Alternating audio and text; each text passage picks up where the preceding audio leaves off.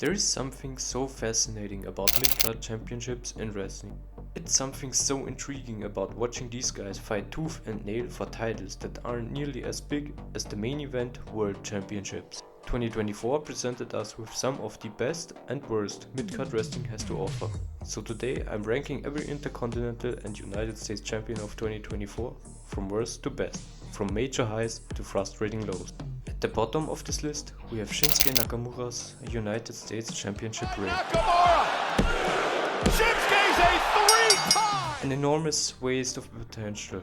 His return to the title scene was promising, but when he won the belt, it felt like a sign that WWE was finally ready to push him again. But instead of capitalizing on the momentum, Nakamura completely disappeared from TV.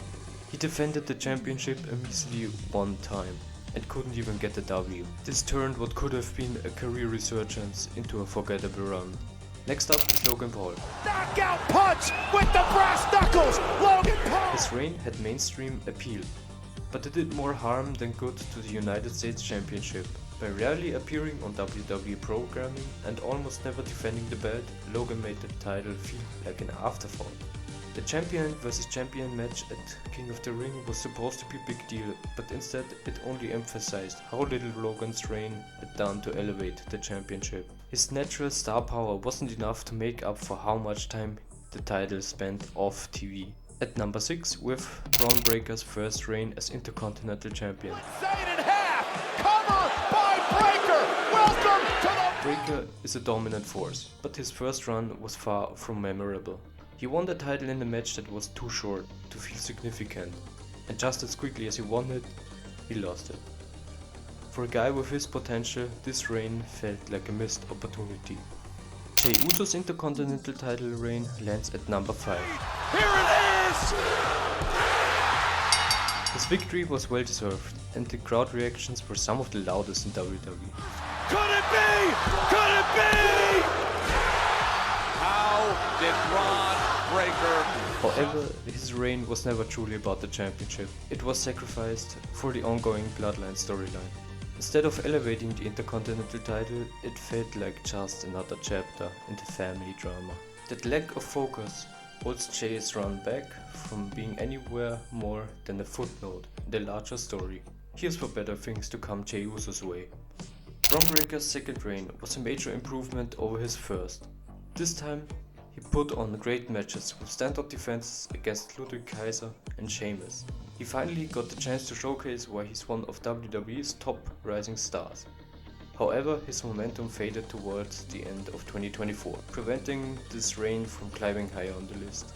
At number 3 is Gunther, who continued to prove why he's one of the best champions in modern WWE history. His dominant reign carried into 2024, before ending at WrestleMania 40, and he left the Intercontinental Championship in a better place than he found it. Gunther made the title feel prestigious again, and every match he had felt like a battle. Even after moving on to the World Heavyweight Championship, his impact on the mid-card scene was undeniable. Taking the second spot is Sami Zayn. Hurry, Sami! The cover! Yes! Sami! His WrestleMania 40 victory wasn't just a great match. It was an emotional, perfectly told underdog story. Sami's journey to the championship was one of the best WWE narratives of the year, and when he finally won it, it felt like a truly earned moment. His reign cemented him as one of the most beloved wrestlers in WWE, and while it didn't last forever, it was a highlight of 2024. And at number 1, we have LA Knight. Yeah! No champion did more to elevate their title in 2024 than Knight did with the United States Championship. After the belt had been left in the trenches by previous reigns, Knight made sure it mattered again. He defended the title consistently, or at least showed up on TV every week, making the belt feel like an important part of WWE programming again. But it wasn't just his presence that made his reign great, it was the quality of his matches as well. His defenses against Andrade and Carmelo Hayes were instant classics, with some calling the triple threat at Crown Jewel a match of the year contender. While the Intercontinental title had been in great hands for years, the US title desperately needed saving, and LA Knight was the perfect man for the job.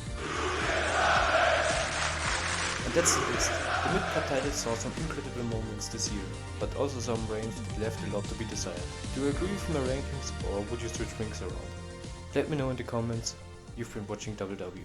The best things in wrestling.